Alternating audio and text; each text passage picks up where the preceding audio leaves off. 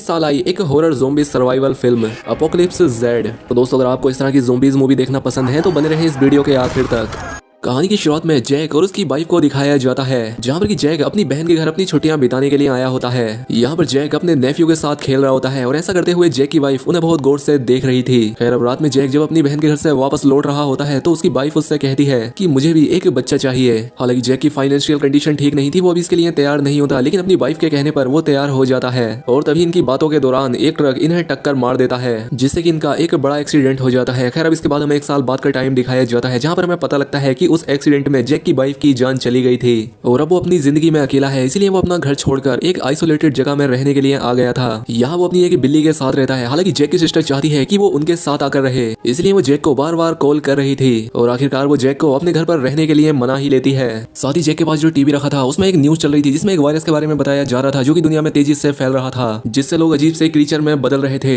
लेकिन जैक का उस न्यूज पर कोई ध्यान नहीं होता। अब इसके बाद जैक अपनी बिल्ली को लेकर एयरपोर्ट पर पहुंचता है और जब वो लाइन में खड़ा होता है तो यहाँ पर एक अजीब सा माहौल बन जाता है और सभी फ्लाइट्स भी अपने आप ही कैंसिल होने लगती हैं। और तभी सभी लोगों के फोन में एक इमरजेंसी अलर्ट आता है, जिसके बाद सभी लोग एयरपोर्ट से अपने घरों के लिए निकल पड़ते हैं। रास्ते में बहुत सारा ट्रैफिक हो जाता है और अब जैक भी ये बात जान गया था कि इस ट्रैफिक से निकलना इतना आसान नहीं है, इसलिए जैक अपनी कार वहीं पर छोड़कर पैदल ही अपने घर आ जाता है। और यहाँ कर वो अपने पड़ोसी के घर के बाहर एक एम्बुलेंस को देखता है। दरअसल दुनिया में एक खतरनाक वायरस फैल चुका है, जिस वजह से इंसान ज़ोंबीज में बदल रहे हैं और इस वायरस से उसका पड़ोसी भी इन्फेक्ट हो चुका है, इसीलिए उसे एम्बुलेंस में डालकर यहाँ से ले जाया जा रहा था। लेकिन जैक इस पर ज्यादा ध्यान नहीं देता। खैर, अब अगली सुबह जैक को उसकी बहन की कॉल आती है। वो अपनी बहन को वो सारी बातें बताता है जो भी उसके साथ एयरपोर्ट पर हुआ। जैक की बहन उसे समझाती है कि कोई बात नहीं, जल्द ही सब कुछ ठीक हो जाएगा। इसके बाद जैक मॉल जाता है, जहाँ आकर वो देखता है कि यहाँ लोग खाने के लिए लड़ रहे हैं। और अब जैसे ही जैक बाहर आता है वो देखता है एक ज़ोंबी एक पुलिस वाले पर हमला कर रहा है। अब जैक उस पुलिस वाले को बचाने के लिए जाता है, लेकिन वो ज़ोंबी जो कि उस वायरस से इन्फेक्टेड था वो जैक पर भी हमला करने लगता है और इसीलिए वो पुलिस वाला जैक को बचाने के लिए उस ज़ोंबी को शूट कर देता है, लेकिन वो खुद की भी जान ले लेता है क्योंकि ज़ोंबी ने उसे भी इन्फेक्टेड कर दिया था।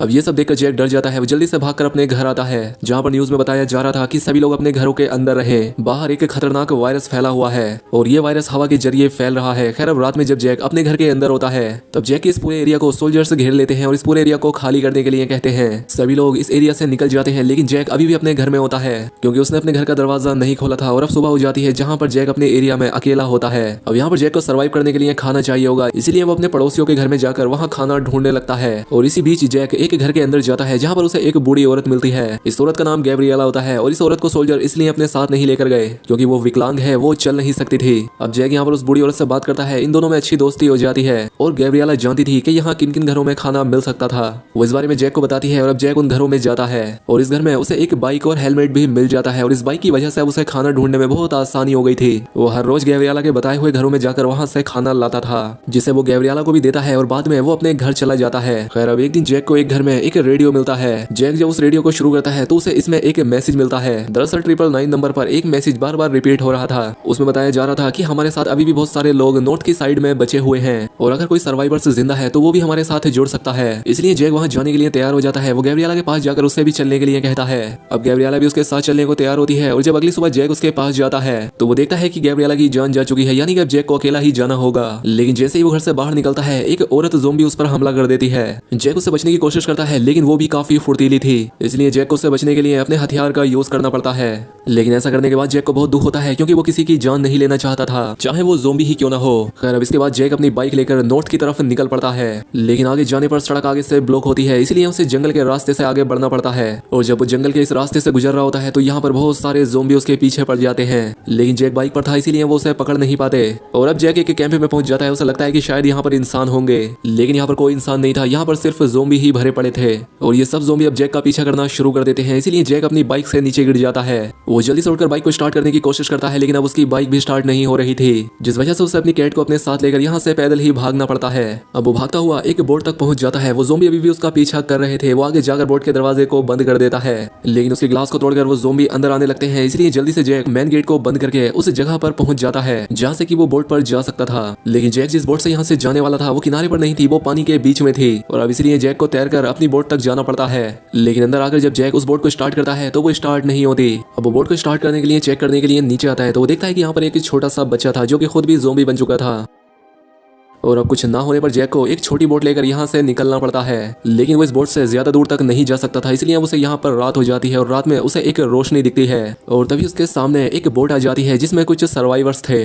ये सर्वाइवर्स दूसरे देश के थे। ये जैक को अपनी बोट में ले लेते हैं और इस बोट से ये लोग एक बड़े शिप तक जाते हैं जहाँ पर इन सब का बॉस होता है। उस आदमी को जैक की लैंग्वेज नहीं आती थी, इसलिए यहाँ पर एक विक्टर नाम का आदमी होता है, वो ट्रांसलेट करके उससे बताता है। वो यहाँ पर बॉस से झूठ बोल देता है कि जैक एक डॉक्टर है, दरअसल वो उसे बचाना चाहता था और ये वक्त ऐसा था जब डॉक्टर की हर किसी को जरूरत थी, इसलिए वो जैक को अपने साथ रुकने की परमिशन दे देते हैं। अब रात में जैक जब आराम कर रहा होता है तभी वो बाहर देखता है, बाहर कुछ लोग बोट पर आए होते हैं जो की मदद मांग रहे होते हैं। खैर अब सुबह होने पर जैक बोट से बाहर आता है और वो यहाँ पर विक्टर से पूछता है कि कल रात जो लोग यहाँ मदद के लिए आए थे वो कहाँ पर हैं? लेकिन विक्टर उससे कहता है कि दोस्त यहाँ कोई नहीं आया था, शायद तुम्हें कोई गलत फहमी हुई थी और अगर तुम यहाँ जिंदा रहना चाहते हो तो तुम अपना मुंह बिल्कुल मत खोलना यहाँ। अब विक्टर जैक को बॉस के पास लेकर जाता है और बॉस उससे पूछता है कि हमें जरूरत का मेडिकल का सामान कहाँ मिलेगा, जिसके बाद जैक उसे एक मैप पर निशान लगाकर बताता है कि हमें यहाँ जरूरत का सामान मिल सकता है। इसके बाद जैक बाहर आता है, वो यहाँ पर उस बोट को देखता है जिसमें रात वो लोग आए थे। यहाँ पर जैक समझ जाता है कि ये सभी लोग पायरेट्स हैं, लेकिन विक्टर इनमें से एक नहीं था, वो इनके जाल में फंसा हुआ था। अब जैक विक्टर से जाकर कहता है कि तुम एक पायलट हो, क्यों ना हम दोनों यहाँ से भाग जाएं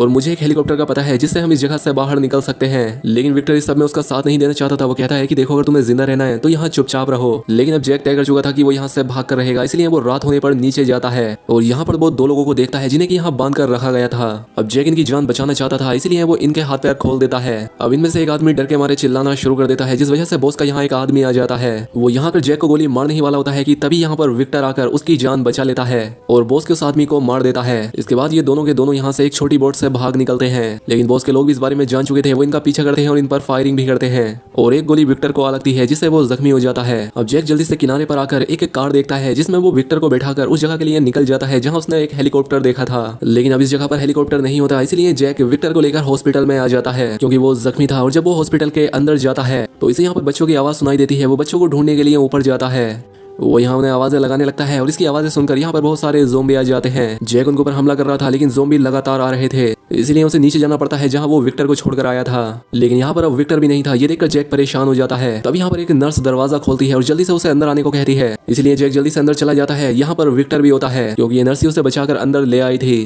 खैर अब इसके बाद ये लोग विक्टर का इलाज करते हैं और अब विक्टर की हालत पहले से ठीक थी। जब यहाँ पर नर्स को ये पता लगता है कि यहाँ पर जैक और विक्टर हेलीकॉप्टर ढूंढने के लिए आए थे तो वो उन्हें हेलीकॉप्टर दिखाती है जो कि हॉस्पिटल के पीछे खड़ा था, लेकिन वहाँ पर बहुत सारे ज़ोंबी थे। इसलिए वो जैक को बताती है कि हम पीछे के रास्ते से वहाँ तक नहीं पहुँच सकते क्योंकि वहाँ पर बहुत सारे ज़ोंबी हैं, लेकिन नीचे बंकर से एक रास्ता है। लेकिन कुछ ही समय पहले वहाँ पर मैंने एक धमाका सुना था, शायद वो बंकर अब बंद हो चुका है। जैक को समझ नहीं आ रहा था कि उसे क्या करना चाहिए, लेकिन जब वो ऊपर जाता है तो देखता है कि उसके मोबाइल में सिग्नल आ चुके हैं। यहाँ पर उसे उसकी बहन के बहुत सारे कॉल्स और मैसेजेस दिखते हैं जो कि उसके लिए बहुत परेशान थी। और तभी जैक को गोलियों की आवाज सुनाई देती है। दरअसल बॉस अपने आदमियों के साथ इन दोनों को मारने के लिए यहाँ तक पहुंच चुका है। अब जैक नर्स से कहता है कि हमारे पास बंकर से निकलने के सिवाय दूसरा कोई रास्ता नहीं है, हमें उसी रास्ते से हेलीकॉप्टर तक पहुंचना होगा। इसीलिए नर्स उसे बंकर का वो रास्ता दिखाती है जहाँ से जब ये लोग आगे बढ़ते हैं तो एक दरवाजा खोलने पर एक ज़ोंबी इन पर हमला करता है। जिस ज़ोंबी को ये लोग मार तो देते हैं लेकिन वो नर्स की मोम को इन्फेक्टेड कर देता है। इसलिए वो इनसे कहती है कि मैं तुम्हारे साथ नहीं चल सकती क्योंकि वो जानती थी कि वो भी अब जल्द ही ज़ोंबी बन जाएगी। इसलिए अब ये लोग नर्स की मोम को छोड़कर यहाँ से आगे बढ़ते हैं। तो अब यहाँ पर इन्हें बहुत सारे ज़ोंबी दिखते हैं जो कि सामने खड़े होते हैं, लेकिन ये लोग धीरे धीरे आगे बढ़ जाते हैं। लेकिन जैक एक बच्ची के साथ पीछे रह जाता है जिसे एक ज़ोंबी देख लेता है। तो वो खुद को और उस बच्ची को बचाने के लिए एक बॉक्स के अंदर चला जाता है। वही नर्स के साथ जो बच्चे थे वो अंदर जाकर अंदर से दरवाजा बंद कर लेते हैं। लेकिन यहाँ पर इनकी किस्मत अच्छी थी, यहाँ वो बॉस के लोग आ जाते हैं जो कि इन ज़ोंबीज को गोलियों से खत्म कर देते हैं। उन्हें पता नहीं होता कि यहाँ पर जैक, विक्टर, नर्स और कई सारे बच्चे भी हैं, इसलिए वो लोग यहाँ से चले जाते हैं। जिसके बाद ये लोग बाहर आते हैं। जैक बाहर देखता है वहाँ पर बहुत सारे ज़ोंबी थे जो कि इन्हें आसानी से निकलने नहीं देंगे और अगर इन्हें हेलीकॉप्टर तक पहुंचना ही है तो इन्हें ज़ोंबी का सामना करते हुए वहां तक जाना होगा। इसीलिए यहाँ पर लोहे की जो ट्रॉलीज होती हैं उसे अपने चारों तरफ ये एक कवर बनाते हैं और ये लोग वहां से बाहर निकलने लगते हैं।